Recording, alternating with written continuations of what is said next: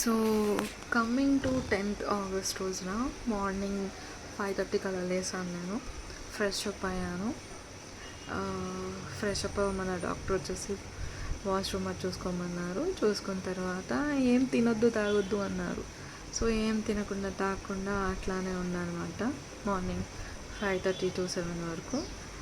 తర్వాత మాకు తెలిసిన అమ్మాయి అనితతోటి ఇంకా సునీల్ నేను వెళ్ళిపోయాము కార్లో. ఎగ్జాక్ట్గా 7కి రీచ్ అయ్యాము హాస్పిటల్కి 10th రోజున. So I was so excited with కొంచెం భయంగానే ఉండేది నాకు. తర్వాత సో హాస్పిటల్కి ఎంటర్ అయ్యాము. ఫస్ట్ అడుగు పెట్టగానే చాలా చాలా భయం వేసింది. ఇలా జరుగుతుంది దేవుడా, అంతా మంచిగా జరగాలి దేవుడా అని మొక్కుకున్నాను నేను. అక్కడ బయట గణేశుడు. తర్వాత ఎంట్రీ అయ్యాము. As per instructions of the doctor నేను అన్నీ ఫాలో అయ్యాను అనమాట. ఇలా వెళ్ళి ఇట్లా కలవండి, వేరే డాక్టర్ ఉంటారు, ఆ డాక్టర్ని కలిస్తే she will explain to you every procedure అన్నారు. సో నేను వెళ్ళాను, సిస్టర్తో మాట్లాడాను. ఇట్లాగా మాధవి మేడంని పేషెంట్ని అని చెప్పాను నేను. చెప్పిన తర్వాత వాళ్ళు సరే అని డ్రెస్ చేంజ్ చేసుకుని రమ్మన్నారు. డ్రెస్ చేంజ్ చేసుకుని లోపలికి వెళ్ళాను. నాతో పాటు ఎవరు లోపలికి రానిలేదు. అండ్ మోర్ ఇంపార్టెంట్ థింగ్, ఆ రోజు నాకన్నా చాలా భయం వేసింది సునీల్కి. స్టెప్స్ మీదే కూర్చుని పోయాడు. అసలు ఏం చేయాలో ఏమీ అర్థం కావట్లేదు సునీల్కి అప్పుడు. సో నేనే రిజిస్ట్రేషన్ తీసుకుని నేనే జాయిన్ అయ్యాను. తర్వాత లోపలికి పంపిస్తున్నప్పుడు సునీల్ని పిలిచాను, కొంచెం చూసుకో అన్నీ. తర్వాత లోపల నాకు తీసుకెళ్ళి డ్రెస్ మార్చిన తర్వాత they gave the samples to my body మాట. లైక్ అనస్థీషియా శాంపుల్ ఇచ్చినట్టున్నారు, ఇంకా యాంటీబయోటిక్ ఇచ్చినట్టున్నారు. అవి ప్రాపర్గా తెలియదు మాట. సో పడుకుని ఉన్నాను. వేరే డ్యూటీ డాక్టర్ ఎవరు ఉంటే డాక్టర్ వచ్చేసి రిపోర్ట్స్ అన్నీ అడిగారు. నా మెడికల్ హిస్టరీ ఏంటి, నా బ్లడ్ గ్రూప్ ఏంటి, అండ్ స్కాన్స్లో ఎట్లా ఉండింది బాబుకి అని అన్నీ చెక్ చేశారన్నమాట డాక్టర్. అట్లా 1 hour అలా అయింది. తర్వాత డాక్టర్ని నా శాంపుల్స్ అన్ని చెక్ చేశాక ఐ రెస్పాండెడ్ నార్మల్లీ అనుకుంటాను. They taken me to the operation theatre. తర్వాత నేను అనుకున్న మమ్మీని చూడలేదు. I was very fond of మా అన్నమాట. మమ్మీని చూసి వెళ్తే మంచిగా జరుగుతుంది అని అదొక పిచ్చి నాకు. సో ఆపరేషన్ థియేటర్కి వెళ్ళగానే నాకు ఫస్ట్ ఆఫ్ ఆల్ నాకు ఊపిరి కాదు కానీ ఇదేమంటారు దాన్ని, హికప్స్ వస్తున్నాయి. బాగా వస్తున్నాయి, గ్యాస్ బాగా వస్తుంది అన్నమాట. అందరు డాక్టర్స్, అనస్థీషియా ఇచ్చే డాక్టర్ అందరు చూసి ఇన్ని వస్తున్నాయంటే మేడం మీకు అన్నారు. అక్కడ పడుకోబెట్టారు. అది చూడగానే నేను అనుకున్నాను, ఇదేనా నేను పడుకునేది అనుకున్నాను, దీని మీద నా సర్జరీ చేసేది అనుకున్నాను. తర్వాత కూర్చోబెట్టారు, స్ట్రైట్గా పడుకోమన్నారు. నాకు అస్సలు వీలవ్వలేదు, అన్కంఫర్టబుల్ స్ట్రైట్గా పడుకోవడానికి. అసలు ఎందుకో సరిగ్గా ఊపిరాడట్లేదు అనిపిస్తుంది, సైడ్కో ఈ సైడ్కో. ప్రెగ్నెన్సీ మొత్తం కూడా ఆఫ్టర్ 7th 8th month అనుకుంటా స్ట్రైట్గా పడుకుంటే ఊపిరి సరిగ్గా ఆడదు, స్టమక్ పెయిన్ వస్తూ ఉండేది నాకు. అయితే డాక్టర్కి, అనస్థీషియా డాక్టర్ చెప్పాను, నేను ఒకసేపు కూర్చుంటాను, పడుకోను, లేకపోతే ఈ సైడ్కో ఆ సైడ్కో ఉంటాను అని చెప్పాను నేను. సరే అన్నారు, నో ప్రాబ్లం, మీకు కొంచెం టైం ఉంది ఇంకా అనస్థీషియా ఇవ్వడానికి అన్నారు. దెన్ కూర్చున్నాను. గ్యాస్ వస్తుంది ఊరికనే. I was feeling very weird. అప్పుడు అందరి ముందు అట్లా వస్తుంటే నాకు చాలా అన్కంఫర్టబుల్గా అనిపించింది అసలు నాకు అది. దాని తర్వాత వేరే డాక్టర్స్ వచ్చి నా బీపీ, నా హార్ట్ రేట్ అన్నీ చెక్ చేస్తూనే ఉన్నారు. Everything was normal at first మాట. దాని తర్వాత మాధవి మేడం వస్తున్నారు అని చెప్పారు. I heard that. I was so happy. At the same time I was little bit చాలా భయం కూడా నాకు అప్పుడు. ఆ టైంలో అలా అనిపించింది, భయం వేస్తుంది పక్కన నుంచి. అండ్ మా వాళ్ళందరూ బయట ఉన్నారు, ఆపరేషన్ థియేటర్ బయట కూర్చున్నారు. మా మమ్మీ వచ్చినట్టు అనిపించింది నాకు అప్పుడు. So after seeing my doctor, Madhavi doctor, I can feel happy అని అనిపించింది అనమాట నాకు ఇప్పుడు. సో అనస్థీషియా చెప్పాడు డాక్టర్, ఇలా వంగాక ఇస్తాము, బట్ మీరు షేక్ అవ్వద్దు, అస్సలు కదలొద్దు అన్నారు. They gave me. I felt a sharp pain in my back. I felt very sharp pain. మా మరదలు మా చెల్లి వచ్చింది, అందుకని ఆపేసాను ఇప్పుడే. సో అనస్థీషియా ఇవ్వగానే నాకు చిన్న స్లైట్గా పెయిన్ వచ్చి బాడీ మొత్తం జర్క్ అయిపోయింది. అప్పుడు అర్థమైంది నాకు అది అనస్థీషియా అని. అప్పుడు దాకా ఐ డోంట్ నో వాట్. వంగమన్నారు ముందుకు వంగాక వెనక బ్యాక్ బోన్కి ఇచ్చినట్టున్నారు. తర్వాత షార్ప్ పెయిన్ మొత్తం పడుద్ది, ఇట్లా షివర్ అయిపోయింది మొత్తం. తర్వాత అలా ఉంచేశారు, అట్లా పడుకోమన్నారు, పడుకున్నా నేను. తర్వాత I was waiting for my doctor, Madhavi doctor. అట్లా వెయిట్ చేస్తూనే ఉన్నాను. దే వర్ టాకింగ్, అందరూ వచ్చారా లేదా అని వాళ్ళందరూ మాట్లాడుకుంటున్నారు. అనస్థీషియా ఇచ్చిన డాక్టర్ కూడా అక్కడే ఉన్నాను. తర్వాత నాకు సడన్గా ఎందుకో ఊపిరి రావట్లేదు అనిపించింది. I don't know why. భయం ఏం లేదు అప్పుడు నాకు యాక్చువల్గా, బట్ ఊపిరి ఆడట్లేదు, అస్సలు ఆడట్లేదు.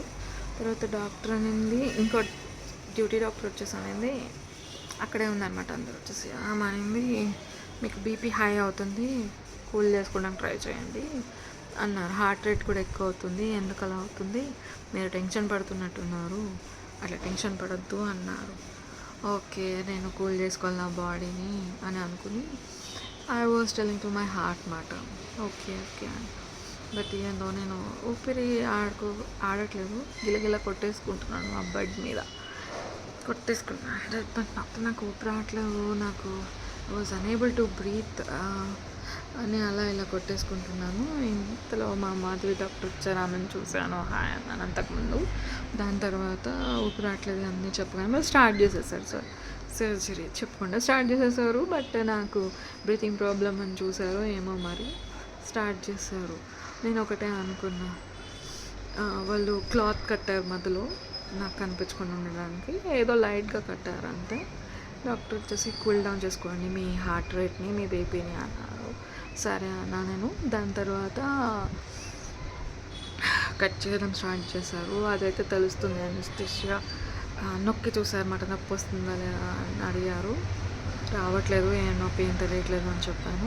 నేను అలానే చూస్తూనే ఉన్నాను, నాకు అసలు నిద్ర రాలేదు, ఏమి రాలేదు, పడుకోలేదు, అసలు అట్లానే అర్థమవుతుంది చేస్తున్నారు అని. సో కట్ చేయడం స్టార్ట్ చేశారు వాళ్ళు. కట్ చేయడం స్టార్ట్ చేసిన తర్వాత కూడా I was unable to breathe. I felt only one thing, what ever happens to me, I have to give birth to him.